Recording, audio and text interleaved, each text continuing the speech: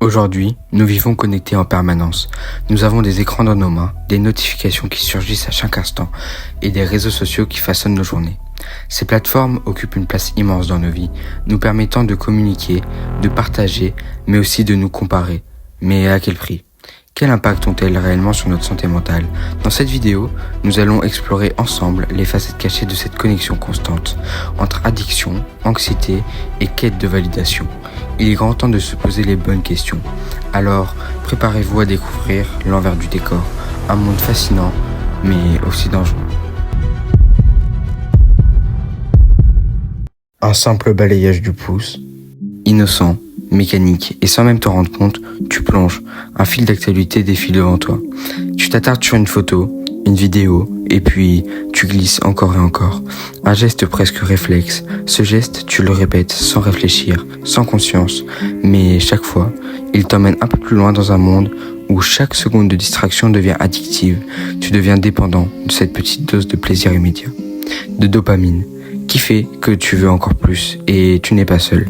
Le design même des réseaux sociaux est pensé pour cela. Capter ton attention, te garder connecté, te faire revenir encore et encore. Au fur et à mesure que tu fais défiler, un monde s'ouvre à toi, coloré, rapide, exaltant. Des vies parfaites, des moments figés dans l'éternité, des sourires éclatants, des réussites impressionnantes. Chaque image que tu vois, chaque like que tu reçois, chaque commentaire devient une petite récompense, une validation de ton existence. Tu te sens vu, tu te sens apprécié, compris, mais ce n'est jamais assez. Ton cerveau, lui, en redemande.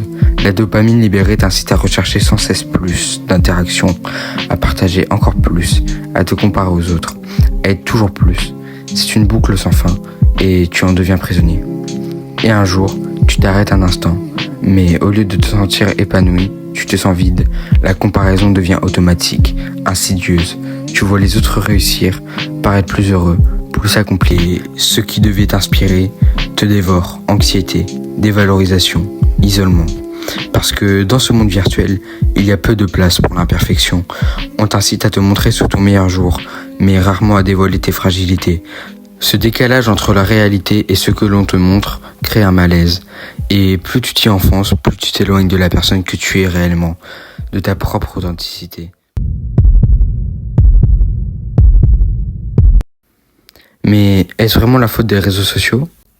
Ou bien est-ce notre manière de les utiliser ? Parce qu'au-delà du paraître, ces plateformes peuvent aussi être des leviers puissants pour connecter les individus, soutenir, éveiller des consciences. Elles ont permis de créer des mouvements sociaux, de lutter contre l'isolement, de partager des moments d'émotion authentiques. Oui, elles peuvent aussi offrir un espace où l'on se retrouve, où l'on s'entraide.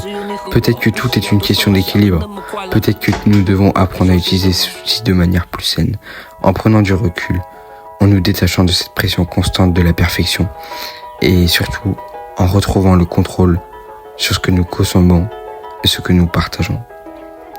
Les réseaux peuvent être des armes contre notre santé mentale, mais aussi des outils de résilience, de partage, de guérison. C'est à nous de choisir comment les utiliser. Tout est dans notre capacité à rester maître de notre attention, à définir les limites entre ce qui nous nourrit et ce qui nous épuise. Ces plateformes peuvent nous réunir, nous aider à exprimer nos peurs, nos rêves et même à guérir des blessures invisibles. Et pour cela, nous devons changer notre regard, ralentir le rythme, respirer loin de l'écran. Et peut-être qu'alors, nous pourrons retrouver un équilibre où la connexion réelle prime sur l'illusion. Alors, apprends à t'arrêter, à respirer sans écran, à exister sans validation, à renouer avec toi-même et avec les autres de manière authentique, dans un monde qui te pousse à montrer. Ose exister, ose être toi-même dans toute ta beauté, ta complexité et tes imperfections. Car la vraie liberté, c'est celle de ne pas avoir à chercher la validation des autres pour être heureux. C'est à toi de choisir. Continue à courir après des likes ou vivre pleinement chaque instant en te reconnectant à l'essentiel. Le temps est venu de changer, de redéfinir ce que cela signifie, être connecté.